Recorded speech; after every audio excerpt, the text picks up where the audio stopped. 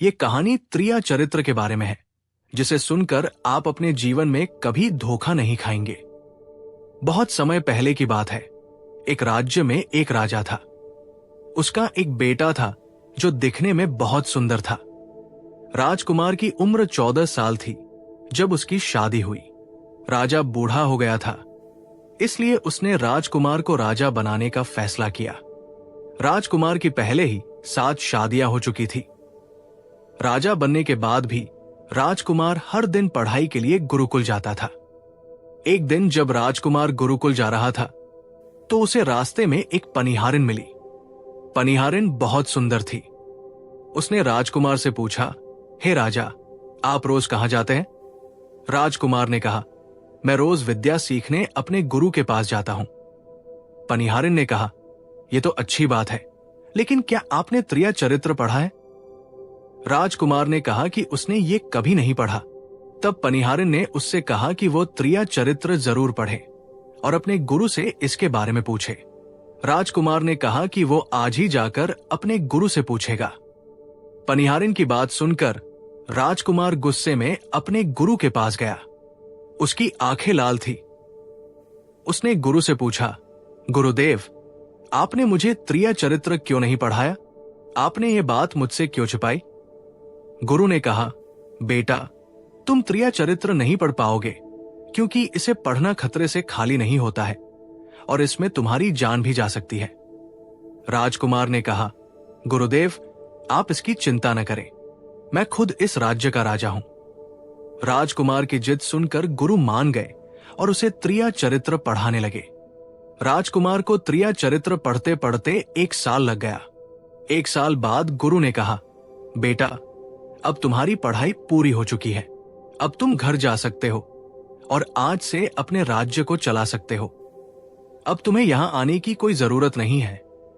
जैसे ही राजकुमार जाने वाला था, गुरु ने उसे रोक लिया और कहा, बेटा, मैं तुम्हें एक ऐसा यंत्र देता हूं, जब तुम इसे अपने कानों में लगाओगे तो कोई भी तुम्हें पहचान नहीं पाएगा और तुम उसे पहचान लोगे। राजकुमार ने वो यंत्र ले लिया। गुरु ने कहा, तुम इस यंत्र को ले जाओ और आज रात 12 बजे अपने महल से निकलकर जंगल की तरफ पूर्व दिशा में जाना। जब तुम पूर्व दिशा में जाओ तो ये यंत्र अपने कानों में लगा लेना और वहीं खड़ा हो जाना। राजकुमार मान गया। राजकुमार महल की ओर चला गया। रात के 12 बजे जब उसकी 7 पत्नियां सो गईं, तो राजकुमार यंत्र लेकर महल से जंगल की तरफ निकल पड़ा। वो जंगल में पूर्व दिशा की ओर गया और अपने कानों में यंत्र लगाकर खड़ा हो गया। उसने देखा कि वही पनिहारिन जिसने उससे पहले बात की थी, एक थाली में खाना लेकर जंगल को जा रही थी। थोड़ी दूरी पर एक संत अपनी कुटिया में रहते थे। पनिहारिन उस संत के पास खाना लेकर जा रही थी। राजकुमार ने देखा कि ये वही पनिहारिन है जिसने उससे त्रिया चरित्र पढ़ने को कहा था, लेकिन पनिहारिन राजकुमार को नहीं पहचान पाई क्योंकि राजकुमार के कानों में यंत्र लगा हुआ था। राजकुमार ने सोचा कि चलो उसके पीछे चलते हैं और देखते हैं कि ये आधी रात को भोजन लेकर संत की कुटिया की तरफ क्यों जा रही है। राजकुमार भी उसके पीछे छुपकर चलने लगा। पनिहारिन उस बाबा की कुटिया में पहुंच गई। उस बाबा के पास जादू की पोटली थी और वो बाबा जादूगर था। राजकुमार छुपकर देख रहा था। बाबा ने पनिहारिन से कहा, अरे पनिहारिन, पहले मुझे ये बता कि आज आने में इतनी देर कैसे हो गई? पनिहारिन ने हाथ जोड़कर कहा, महात्मा जी, मेरा विवाह हो चुका है और मेरे पति मुझे ले जाने के लिए आए हैं। वे हमें कल ले जाएंगे, इसलिए मुझे उन्हें सुलाने में थोड़ी देर लग गई और यहां आने में भी देर हो गई। जब साधु ने यह बात सुनी कि पनिहारिन का विवाह हो चुका है और उसका पति उसे लेने आया है, तो साधु ने कहा, पनिहारिन, इसका मतलब है कि तुम अपने पति के साथ जाना चाहती हो, तो हमारे पास क्यों आए हो? पनिहारिन ने कहा, मैं आपके बिना नहीं रह सकती, मैं आपके बिना नहीं जी सकती। साधु ने कहा, पनिहारिन, इसके लिए तुम्हें एक काम करना होगा। साधु ने एक बड़ा चाकू निकाला और पनिहारिन से कहा, पनिहारिन, जाओ और अपने पति का सिर काटकर यहां ले आओ। अपने उस पति को मार दो जो हमारे और तुम्हारे बीच में दरार बन रहा है, तब मैं तुम्हें रख लूंगा और तुमसे विवाह करूंगा, तुम्हें अपनी पत्नी बनाऊंगा। बिना कुछ सोचे समझे पनिहारिन ने वो चाकू ले लिया और दौड़ते हुए अपने घर गई। उसका पति सो रहा था। वहां जाकर उसने अपने पति का सिर काट दिया और उसका सिर लेकर साधु के पास आई। राजकुमार उसके पीछे पीछे उसका सारा कारनामा देख रहा था। जब साधु ने देखा कि वो अपने पति को मारकर उसका सिर यहां लेकर आई है, तो साधु को बहुत गुस्सा आया और उसने उसे लात मारी और कहा, भाग जाओ यहां से। जब तू अपने पति की नहीं हो सकी जिसके साथ तूने 7 फेरे लिए, तो तू मेरी क्या होगी? जल्दी भाग जाओ यहां से। अगर तुम मेरे पास दोबारा आई तो मैं तुझे जीवित नहीं छोड़ूंगा। साधु की ये बात सुनकर उस पनिहारिन को ऐसा लगा जैसे उसके पैरों तले जमीन खिसक गई हो। फिर वो अपने पति की कटी हुई गर्दन घर लेकर आई और उसकी गर्दन जोड़ देती है और वही बैठ जाती है। इधर जैसे ही सुबह हुई, वो अपने पति के पास बैठकर रोने लगती है और चिल्लाने लगती है, देखो देखो, किसी ने मेरे पति की हत्या कर दी। लेकिन रात में उस पनिहारिन का सारा कारनामा राजकुमार देख चुका था। इधर सारे गांव वाले पनिहारिन के घर जाते हैं और उसके पति की लाश को लेकर गांव के बाहर जाते हैं उसका दाह संस्कार करने के लिए। वो पनिहारिन भी पीछे से भागती हुई रोती हुई चली जा रही थी। उधर राजकुमार भी जा रहे थे, जो कि अपने राज्य के राजा बन चुके थे। पनिहारिन भागती हुई चिल्लाती हुई पहुंची और कहने लगी, मैं सती बनूंगी, क्योंकि अगर जब मेरे पति ही नहीं रहे तो ऐसे जीवन का क्या फायदा? मैं इन्हीं के साथ सती हो जाऊंगी। राजा को उसकी बातें सुनकर हंसी आ जाती है और राजा कहता है, त्रिया चरित्र जाने न कोई, और कसम मेरी के हुए सतीराज। राजकुमार की ये बात और कोई तो नहीं समझ पाया, लेकिन वो पनिहारिन समझ जाती है। वो कहती है, राजा साहब, आप हमारे ऊपर ये बात कह रहे हैं, लेकिन चलिए कोई बात नहीं, मैं सती हो जाऊंगी। लेकिन पनिहारिन जाते जाते कहती है, मैं तुम्हें एक बात बताती हूं। राजकुमार पूछता है, क्या बताओ? पनिहारिन कहती है, राजा साहब, आप जब चटाई पर बैठें तो चटाई को झाड़ कर बैठना। राजा कहता है, ये पनिहारिन क्या कह रही है? मैं तो राजा हूं, मुझे चटाई पर बैठने की क्या जरूरत है?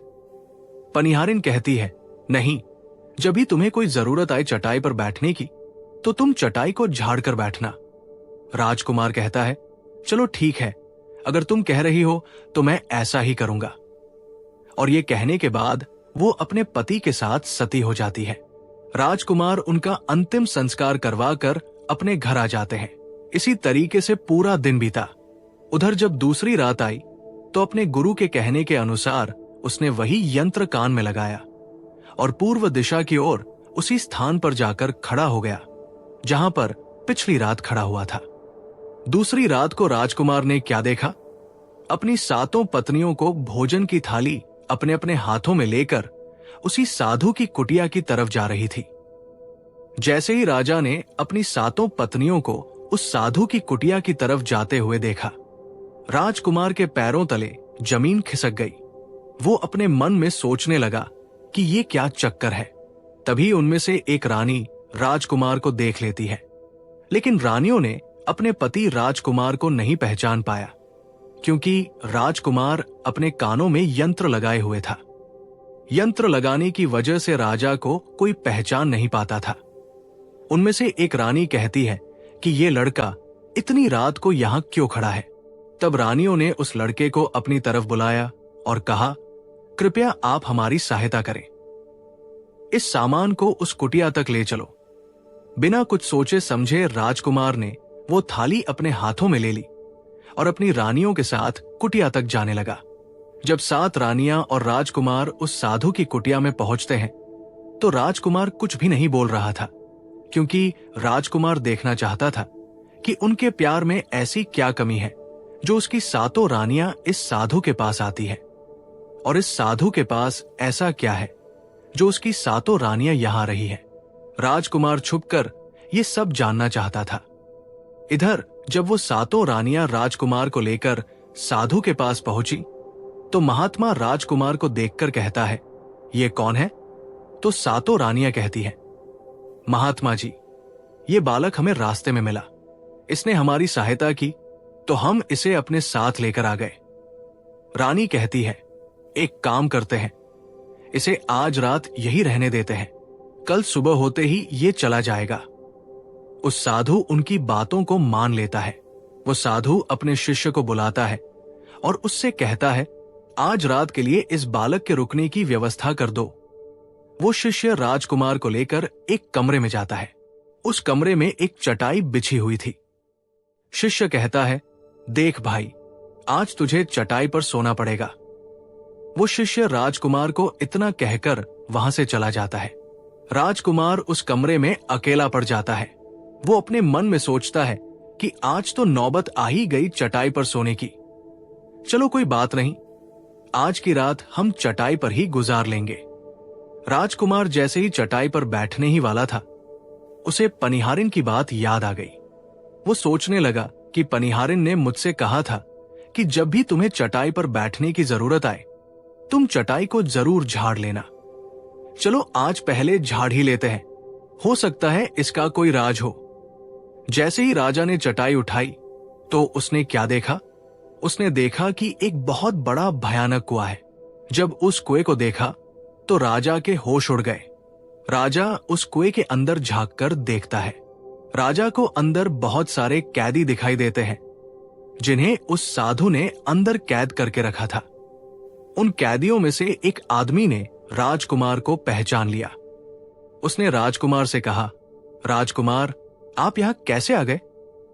राजकुमार कहता है, धीरे बोलो, नहीं तो सब पोल पट्टी खुल जाएगी। तब सभी कैदियों ने कहा, राजा साहब, आप यहां से भाग जाएं। हम तो यहां से निकल नहीं पाए, लेकिन आप यहां से भाग जाएं, नहीं तो आपका भी यही हाल हो जाएगा जो कि हमारा हुआ है। आप भी यहां फंस जाएंगे। आपको भी पकड़कर ये साधु इसी में डाल देगा। आप जितना जल्दी हो सके यहां से भाग जाएं। राजा जब उस कमरे के अंदर गया था तो उसने अपने कान में से यंत्र निकाल लिया था, और जब राजा वहां से भागा तो अपने कान में यंत्र लगाना भूल ही गया। राजकुमार को भागते हुए उन रानियों ने और साधु ने देख लिया था। रानियों ने जब राजा को भागते हुए देखा तो रानी कहती है, ये तो हमारे पति है। वो महात्मा से कहती है, महात्मा जी, अब तो हमारी सारी पोल पट्टी खुल जाएगी। ये तो हमारे पति है और वो भागे जा रहे हैं। उन्होंने हमें यहां देख लिया है, अब हमारा क्या होगा?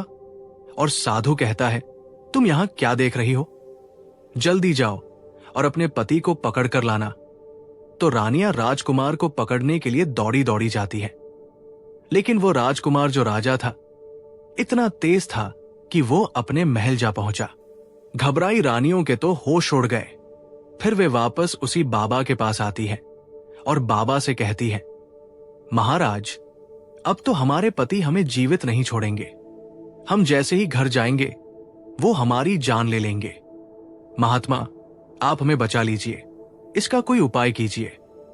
तब जाकर वो साधु रानियों को एक जादुई कील देता है और कहता है कि जब तुम जाओ तो अपने पति को बहला फुसलाकर उसके माथे में ये जादुई कील घुसा देना। ये तुम्हारे पति को ढेर बना देगा और साथ मिलकर उसे मार देना। बस कहानी खत्म हो जाएगा। वे सातों रानियां साधु की बात मान लेती हैं और जादुई कील लेकर महल आती है। वे 7 रानियां आपस में विचार करती है कि राजा सबसे ज्यादा प्रेम सबसे छोटी वाली रानी को करते हैं, तो वे रानियां मिलकर जादू वाला कील छोटी रानी को दे देती है और कहती है, ये लो, तुम्हारा काम है, तुम किसी भी तरह राजकुमार के सर में ये कील गाड़ देना। तो छोटी वाली रानी कहती है, ठीक है, और छोटी वाली रानी कील ले लेती है। जब राजा ने उन 7 रानियों को आते हुए देखा तो क्रोध में कहा, पहले तुम यही रुको, पहले मुझे ये बताओ कि हमारे राज में और मुझ में ऐसी क्या कमी है कि तुम आधी रात को उस साधु के पास जाते हो? इसका क्या कारण है? 7 रानियां हाथ जोड़कर कहती है, महाराज, हमें माफ कर दीजिए। हमें लगता है कि उस साधु बाबा ने हम पर कोई जादू टोना कर दिया था, इसीलिए हमसे ऐसी गलती हो गई। आगे से ऐसी गलती हमसे कभी नहीं होगी।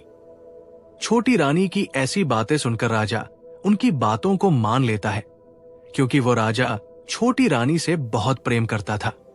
राजा भी सोचने लगता है कि शायद उस बाबा ने ही इन पर कोई जादू टोना किया होगा, और अपनी सातों पत्नियों को माफ कर देता है और कहता है, ठीक है, तुम अपने कमरे में चली जाओ। सबसे छोटी रानी, जिसे राजकुमार बहुत प्रेम करता था, वो राजकुमार को खाना खिलाती है और राजकुमार को सुला देती है। जब वो राजा सो गया तो वे रानियां भी वही आ जाती है। सबसे छोटी रानी जो थी, वो जादुई कील निकालती है और राजा के माथे में घुसा देती है। राजा पूरी तेजी से उठा, लेकिन इतने समय में वो ढेर बन चुका था। अब उस राजा में इतनी शक्ति नहीं थी कि उन सातों रानियों से मुकाबला कर सके।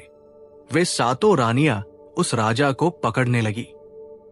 राजा फिर भी हिम्मत नहीं हारी और अपने महल की खिड़की से कूदकर राजा भागते भागते अपने गुरु के पास पहुंच गया और कहने लगा, गुरुजी, मुझे माफ कीजिए, मेरी जान बचाइए, नहीं तो मैं मर जाऊंगा। गुरु कहते हैं, बेटा, मैंने तुमसे कहा था कि तुम त्रिया चरित्र मत सीखो, इसमें जान भी जा सकती है। देखा इसका नतीजा। राजकुमार कहता है, गुरुदेव, मुझे माफ कर दो और जल्दी मेरी जान बचाओ, नहीं तो मैं मारा जाऊंगा। मेरी पत्नी ने मेरे सर में जादुई कील ठोकी है, जिसकी वजह से मैं ढेर बन चुका हूं। गुरु ने जब ध्यान से देखा तो कहा कि ये वही कील है जो साधु ने दिया है, मैं तुम्हें अब नहीं बचा सकता। राजकुमार कहता है, नहीं गुरुदेव, ऐसा मत कहिए, मैं आपका शिष्य हूं, आपका कर्तव्य है मेरी जान बचाना। तो गुरु कहते हैं, बेटा, मैं तुम्हें बचा तो नहीं सकता, लेकिन एक उपाय है। राजकुमार पूछता है, क्या उपाय है? तब अपने शिष्य की ऐसी बात सुनकर गुरु कहते हैं कि हम तुम्हें तोता बना देंगे, और जब हम तुम्हें तोता बना देंगे तो तुम सुखवती जाकर रहना, क्योंकि सुखवती पर जादू नहीं चलता है, और तुम्हें जब बहुत प्रेम करने वाली स्त्री मिलेगी तो तुम फिर से राजकुमार बन जाओगे। राजकुमार कहता है, ठीक है गुरुदेव, आप हमें तोता बना दीजिए। तो वो गुरुदेव उसे तोता बना देते हैं, और वो तोता बनने के बाद वहां से उड़ा और सुखवती जहां तोता रहते थे वहीं जाकर रहने लगा। सातों रानियां उस राजकुमार को खोज रही थी। जब राजकुमार नहीं मिला तो फिर से उस बाबा के पास जाती है और कहती है, बाबा जी, वो रात को राजा भाग चुका है, आप अपनी पोटली निकालिए और देखें कि वो कहां है। तो वो महात्मा अपना पोटली खोलता है और देखने लगता है कि वह राजकुमार अभी तक तोता बनकर राजा के घर में रह रहा है। वो साधु ये बात रानियों को बताता है तो रानियां कहती है, स्वामी, अब क्या करें? वो साधु कहता है कि अब तुम अपने राज महल में जाओ और जाकर घोषणा कर दो कि जो भी तोता पकड़ करके लाएगा, हम उसे 5 सोने के सिक्के देंगे। उस राज्य के जितने भी बहेलिया थे, वो तोता पकड़ने के लिए चारों तरफ घूमने लगते हैं, और जो भी तोता पकड़ते वो रानी के पास जाते और 5 सोने के सिक्के ले लेते थे और वहां से चले जाते, और वे 7 रानियां उस तोते को मार देती थी। ऐसे ही धीरे धीरे बहुत समय निकल गया, और वो राजकुमार जो तोता बनकर जहां गया था, वहां सारे तोतों को बहुत अच्छी अच्छी बातें करता था, उन्हें बहुत ज्ञान की बातें बताता था। तो सारे तोतों को लगा कि ये तोता तो बहुत समझदार है, ये तोता तो बहुत अच्छी अच्छी बातें करता है, इसे हम अपना राजा बना लेते हैं। और सभी तोता मिलकर उसे राजा बना लेते हैं। राजकुमार सभी तोतों का राजा बन जाता है और वही छुपकर रहने लगता है। एक बहेलिया तोता पकड़ते करते सुखवती के उस पेड़ के पास पहुंच जाता है, जहां पर वो राजकुमार तोता बनकर छुप कर रहता था। जब उस बहेलिया ने इतने सारे तोते को देखा तो अपने मन में सोचा कि अगर हम इतने सारे तोते पकड़कर रानी के पास ले जाएंगे तो हमें बहुत सारी सोने के सिक्के मिल जाएंगे। लेकिन वो बहेलिया सोचता है कि मैं इतने सारे तोते पकड़कर कैसे ले जाऊं। फिर अगली सुबह सारे तोते दाना चुगने के लिए उड़ जाते हैं। तभी वो बहेलिया उस पेड़ के पास जाकर उसकी डालों पर चाकू से कट लगा देता है, जिस कारण से उस पेड़ की गोंद निकलती है, और उसी गोंद के कारण तोते उस पेड़ पर चिपक जाने वाले थे। बहेलिया वही छिपकर बैठकर ये नजारा देखने के लिए इंतजार करता है, और जब शाम हुई सारे तोते उड़कर वापस उसी पेड़ पर जा बैठे। तभी उन सभी के पंख और पैर उस गोंद में फंस गए और वे सभी पेड़ की शाखाओं पर चिपक गए, क्योंकि पेड़ पर हर जगह गोंद ही गोंद थी। अब सारे तोते उस गोंद में पूरी तरह से चिपक गए थे। उनके साथ राजकुमार तोता भी शामिल था। तभी वे सभी अपने गुरु राजकुमार तोते से अपनी अपनी जान बचाने के लिए सलाह मांगने लगे। और एक तोता कहता है, हे राजन, आप कुछ भी करो, लेकिन हमें आजाद करो, नहीं तो सुबह बहेलिया आएगा और हमें पकड़ कर ले जाएगा तथा मार डालेगा। तभी राजकुमार उन सभी को शांत करके कहता है, मेरी बात को ध्यान से सुनो। जब सुबह बहेलिया आएगा तब तुम सभी मरने का नाटक करो, जिस कारण से वो बहेलिया तुम्हें निकालकर जमीन पर रख देगा। उसे ऐसा लगना चाहिए कि सारे तोते मर चुके हैं। समय रहते तुम सभी उड़कर अन्य सुरक्षित जगह पर जाना, बाकी मैं सब कुछ संभालूंगा। फिर वे सभी अपनी योजना के अनुसार पेड़ पर लटक गए, मानो जैसे सभी मर चुके थे। फिर दूसरी सुबह जब बहेलिया वहां आता है तो वो देखता है कि सारे तोते मर चुके हैं, और उसे इस बात का दुख हो रहा था कि सारे तोते मर चुके हैं। इसलिए वो उन सभी को पेड़ से निकालकर जमीन पर रख देता है। तभी सही मौका देखकर सारे तोते झट से उड़ गए।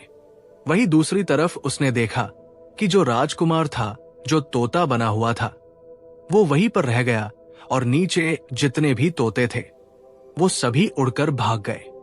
बहेलिया ने सोचा, अरे ये क्या हुआ? इस पेड़ पर सिर्फ एक ही तोता है जो कि मरा लटका हुआ है, और जितने तोते मैंने छुड़ाकर नीचे फेंके वो सभी उड़कर भाग गए। बहेलिया ने सोचा, इसका मतलब ये सारे तोतों ने मिलकर मेरे साथ धोखा किया है। अब राजकुमार जो था, जो तोता बना हुआ था, वहीं सिर्फ पेड़ पर लटका हुआ था। वो बहेलिया कहता है कि ये सब तुम्हारी चाल है। चलो अब मैं तुम्हें लेकर जाऊंगा और रानी के हाथ बेच दूंगा, और मुझे 5 सोने के सिक्के मिल जाएंगे। और इधर वो बहेलिया उस तोते को बेचने के लिए रानी के पास जाने लगता है। रास्ते में वो तोता कहता है कि तुम मुझे कहाँ ले जा रहे हो? तो वो बहेलिया कहता है, मैं तुम्हें बेचने के लिए रानी के पास ले जा रहा हूं। अगर मैं तुम्हें वहां बेच दूंगा तो मुझे 5 सोने के सिक्के मिलेंगे। राजकुमार कहता है कि मैं अगर तुम्हें 500 सोने के सिक्के दिला दूं तो क्या तुम मुझे नहीं बेचोगे?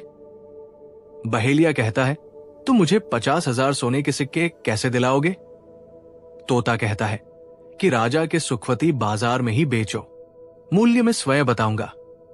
बहेलिया उस तोते की बात मान लेता है और रानी के पास बेचने की जगह राजा के राज्य के मेले में तोते को बेचने चला जाता है। और राजा के राज्य में ये नियम था कि अगर किसी व्यक्ति का सामान शाम तक नहीं बिके तो वो राजा स्वयं आकर उसे खरीद लेता था। बहेलिया उस तोते को लेकर बाजार में पहुंचा हुआ था। जब कोई व्यक्ति उस तोते को खरीदने आता है तो वो पूछता कि ये कितने का है, तो वो बहेलिया कहता है कि तोता अपना दाम स्वयं बताएगा। तो वो तोता अपना दाम इतना बता देता कि कोई भी व्यक्ति उसे खरीद ही नहीं पाता। ऐसे ही करते करते शाम हो गई और अब सभी अपने अपने दुकान लेकर चले गए। सभी का दुकान उजड़ गया था। बस एक बहेलिया और एक तोता ही रह गए थे। इधर राजा ने अपने सिपाहियों को आदेश दिया कि जाओ देखकर आओ, किसी का सामान तो नहीं रह गया है। जब राजा के सिपाही आए तो उन्होंने देखा कि एक बहेलिया तोते को लेकर बैठा हुआ है। सिपाही बहेलिया से कहते हैं कि बहेलिया, तुम्हारा तोता क्यों नहीं बिका? तुम इसे कितने में बेच रहे हो? तो तोता कहता है कि जो इन्हें 500 सोने के सिक्के देगा वही मुझे खरीद पाएगा। उस तोते की बात सुनकर वो सिपाही आश्चर्य में पड़ जाते हैं और सोचते हैं, अरे ये तोता अपना मूल्य स्वयं बताता है। तब सिपाही राजा के पास जाते हैं और राजा को सारी बात बताते हैं और कहते हैं, एक बहेलिया एक तोता लेकर बैठा हुआ है, लेकिन वो तोता अपना मूल्य स्वयं ही बताता है। वो इतना महंगा बताता है, शायद इसीलिए उसे कोई खरीद नहीं सका। राजा सिपाहियों से पूछता है कि वो अपना मूल्य कितना बता रहा है। तो सिपाही कहते हैं, अपना मूल्य 500 सोने के सिक्के बता रहा है। राजा कहता है, चलिए हम खरीदेंगे। अगर नहीं खरीदेंगे तो हमारे राज्य की बदनामी होगी कि राजा के बाजार में एक तोता नहीं बिका। और इसलिए राजा अपने मंत्रियों के साथ अपने रथ पर सवार होकर बाजार में पहुंचता है। कहता है, इस तोते का क्या मूल्य है, कितना है? बहेलिया हाथ जोड़कर कहता है कि राजा साहब, अपना मूल्य तोता स्वयं बताएगा। वो राजा फिर तोते से पूछा तो तोता कहता है कि राजा साहब, जो इन्हें 50,000 सोने के सिक्के देगा वही मुझे खरीद पाएगा। अपने सिपाहियों से 500 सोने के सिक्के मंगवाता है और बहेलिया को पकड़ा देता है और तोते को लेकर अपने महल चला जाता है। वो तोता बहुत ही बुद्धिमान था क्योंकि वह राजा था। वो तोता राजा को बहुत अच्छी अच्छी बातें बताने लगा। जब राजा पर कोई खतरा आने वाला होता तभी वो तोता बता देता कि राजा साहब, आप पर यह खतरा आने वाला है। और इसी तरह सब उस तोते से बहुत अधिक प्रेम करने लगते हैं। जब ये बात रानी को पता चला कि राजा ऐसा तोता लेकर आए हैं जो कि बोलता भी है और बहुत अच्छी अच्छी बातें बताता है, तो रानियां राजा से कहती है, उस तोते को मेरे पास भिजवा दीजिए।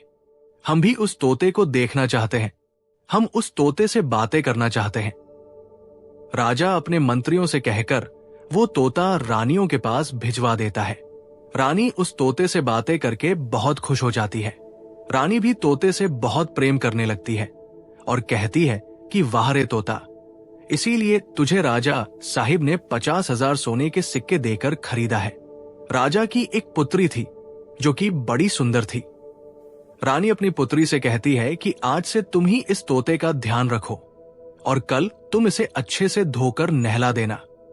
वो राजकुमारी भी उस तोते से बहुत प्रेम करती है। जैसे ही सुबह हुई, राजकुमारी उस तोते को लेकर नहलाने जाती है। राजकुमारी तोते को नहला रही थी तो उसने देखा कि तोते के सिर पर कील जैसा कुछ लगा हुआ है। राजकुमारी उसको निकाल देती है। राजकुमारी जैसे ही कील को निकालती है, वो तोता पहले वाला एक सुंदर सा राजकुमार बन जाता है। उसे देखकर राजकुमारी घबरा जाती है। राजकुमार कहता है कि तुम घबराओ नहीं, ये कील वापस से मेरे सर में लगा दो तो मैं फिर से तोता बन जाऊंगा और इसके बारे में मैं तुम्हें रात में बताऊंगा। तुरंत ही वह राजकुमारी वो कील राजकुमार के सर में लगा देती है और वो वापस से तोता बन जाता है। रात को राजकुमारी तोते को लेकर अपने कमरे में जाती है और उसके सर से कील निकाल देती है और वो तोता फिर से राजकुमार बन जाता है। राजकुमार अपनी सारी कहानी उस राजकुमारी को बताता है और कहता है, माफ करना, ये कहानी तुम किसी को नहीं बताना, नहीं तो मेरी जान चली जाएगी। राजकुमारी इसके बारे में अपनी माता और पिता को भी नहीं बताती है।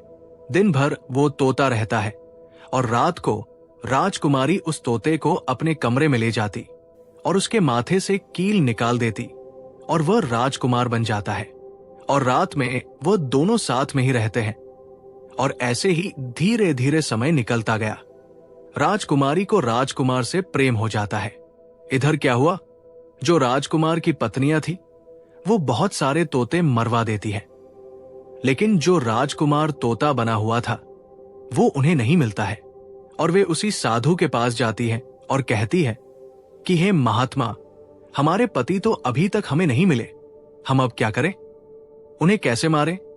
वो साधु फिर से अपनी पोटली खोलता है और देखता है कि वह राजकुमार अभी तक तोता बन के राजा के घर में रह रहा है। वो साधु रानियों से कहता है कि तुम एक काम करो कि तुम नृत्य कला सीख लो। हम सभी मिलकर उस राजा के घर नृत्य कला करने जाएंगे और जब राजा हम पर खुश हो जाएगा और हमें कुछ मांगने को कहेगा तो हम उस तोते को ही मांग लेंगे और फिर आसानी से उसे मार देंगे। धीरे धीरे समय बीता। साधु तबला बजाना और रानी पूरी तरह से नृत्य कला सीख चुकी थी। अब साधु को लगा कि हम सफलता प्राप्त कर सकते हैं और उस तोते को उस राजा से मांग सकते हैं। साधु का भेष बदल करके उन 7 रानियों को नृत्य कला वाली स्त्री बनकर के राजा के दरबार में पहुंच गई। राजा उस साधु से पूछता है कि आप लोग कौन हैं, यहां क्यों आए हैं? तब साधु कहता है कि हम सब नृत्य कला वाले हैं, आपके महल में हम नृत्य कला दिखाना चाहते हैं। राजा को भी गाने और बजाने का बहुत शौक था, वो मान जाते हैं। उधर वो साधु अपना गाना बजाना चालू करता है। जब उनकी गाने बजाने की आवाज तोते के कानों में पहुंची तो तोता समझ गया कि वो साधु उसकी 7 रानियों को लेकर भेष बदलकर यहां पर आ गया है, अब उसकी जान नहीं बचेगी। लेकिन जब राजकुमारी उस तोते को लेकर अपने कमरे में जाती है, उस तोते के सर से कील निकालती है और वह तोता राजकुमार बन जाता है। और वह राजकुमार सारी बातें उस राजकुमारी को बताता है। कहता है कि देखो, जो ये गाने बजाने वाले आए हैं, ये वही साधु है। ये गाने बजाने से राजा को खुश कर देगा और बदले में मुझे मांग लेगा और ले जाकर मुझे मार देगा। राजकुमार कहता है कि सुनो राजकुमारी, जब राजा आदेश दे कि तोते को लेकर आओ तो तुम मुझे मत देना। जब राजा खुद ही मुझे लेने आए तब भी तुम मुझे मत देना। कहना कि तोता को नहीं दूंगी। और जब राजा न माने, राजा तुमसे जिद करे और मुझे मांगे, तब तुम गुस्से में आकर के पिंजरे को फेंक देना। उसके बाद मैं अपने बचने का रास्ता हम स्वयं ही ढूंढ लेंगे। राजकुमारी कहती है कि ठीक है। और वहां गाना बजाना हुआ तो राजा खुश होकर उन्हें कहते हैं कि मांगो, क्या मांगना चाहते हो? वो साधु कहता है कि जो आपके पास तोता है, जो आप कुछ दिनों पहले ही खरीदे हैं, वो तोता आप मुझे दे दो। राजा कहता है ठीक है। राजा अपने मंत्री को आदेश देता है कि जाओ उस तोते को लेकर आओ। मंत्री राजकुमारी के पास पहुंचता है और कहता है कि ये तोता मुझे दीजिए। राजकुमारी कहती है नहीं दूंगी। मंत्री कहता है कि देखिए, आप जिद मत कीजिए। राजकुमारी कहती है कि तुम जाओ और मेरे पिताजी को यहां भेजो, वही आकर इसे ले जाएंगे। मंत्री राजा को जाकर सारी बात बताता है। राजा स्वयं आता है उस तोते को लेने के लिए। वो राजा जाकर कहता है कि बेटी, ये तोता मुझे दे दो। ये नृत्य कला वाले को देना है जो यहां गाना बजाना किए हैं, ये उन्हें देना है। तो राजकुमारी कहती है कि पिताजी, ये तोता मैं नहीं दूंगी। क्रोध में आकर राजा कहने लगा कि तू कैसी बातें कर रही हो, इसे देने का मैंने वादा किया है। जब राजकुमारी ने राजा को क्रोध में देखा तो राजकुमारी को भी गुस्सा आ गया और राजकुमारी गुस्से में पिंजरे को जमीन पर फेंक देती है। वो पिंजरा जैसे ही जमीन पर गिरा, वो टूट गया और तोता जो था वो चावल का दाना बन गया। और जैसे ही साधु को ये बात पता चली, साधु भी तुरंत कबूतर बन जाता है और उस दाने को कबूतर खाने लगता है। उसमें से जो एक दाना था, बस वही राजकुमार था। जैसे ही वो दाना कबूतर खाने वाला होता है, राजकुमार बाज बन जाता है और एकदम से कबूतर पर झपटता है और उसे मार देता है। इस तरह से उस साधु की मृत्यु हो जाती है। राजा ये सब देखकर आश्चर्यचकित हो जाता है। उस कबूतर को मारकर फिर से तोता बन जाता है और जो राजकुमारी थी उस तोते से कील निकाल देती है और वो फिर से पहले जैसा राजकुमार बन जाता है। राजकुमारी अपने पिता को सारी बात बता देती है। राजकुमार कहता है कि देखिए राजा साहब, मैं भी एक राजा हूं और मैं आपकी बेटी से प्रेम करता हूं और मैं उनसे शादी करना चाहता हूं। वो राजा अपनी पुत्री से पूछता है कि बेटी, क्या तुम इससे शादी करना चाहती हो? तो राजकुमारी कहती है कि पिताजी, मैं इससे प्रेम करती हूं। और फिर राजकुमार उस राजा की पुत्री से विवाह करके अपने महल जाता है और जो उनकी 7 पत्नियां थी उनको पकड़कर बंदी गृह में बंद करवा देता है और राजकुमार खुशी खुशी उस राजकुमारी के साथ रहने लगता है। दोस्तों, जब कोई स्त्री कभी किसी परिस्थिति में चतुराई या चालाकी दिखाती है या दूसरों को बेवकूफ मानते हुए कोई अभिनय, ढोंग, पाखंड करती है, तो इसे ही त्रिया चरित्र कहते हैं, जिसे पढ़ने के बाद राजा को अपनी जान बचाने के लिए क्या क्या नहीं करना पड़ा, क्योंकि राजा को स्त्री के त्रिया चरित्र की पूरी जानकारी हो चुकी थी कि कैसे जब एक स्त्री को अपना स्वार्थ दिखने लगता है तो वो अपने लोगों को भी बेवकूफ बनाकर अपना स्वार्थ को पूरा करती है, और उसके साथ रहने वाले लोगों को इसके बारे में भनक तक नहीं लगता कि ये स्त्री त्रिया चरित्र का खेल कर रही है। जो आपके दिल के करीब है उसके बारे में आप पूरी जानकारी रखिए कि उसके अंदर खुद को लेकर कोई स्वार्थ तो नहीं छुपा है, और अगर ऐसा है तो आप उनसे थोड़ा दूर ही रहें, क्योंकि ऐसे में आपको जिंदगी के हर कदम पर धोखा ही मिलेगा। क्योंकि एक स्वार्थी स्त्री अपनी स्वार्थ के लिए जिंदगी में कुछ भी कर सकती है। उम्मीद है आपको ये कहानी अच्छी लगी होगी।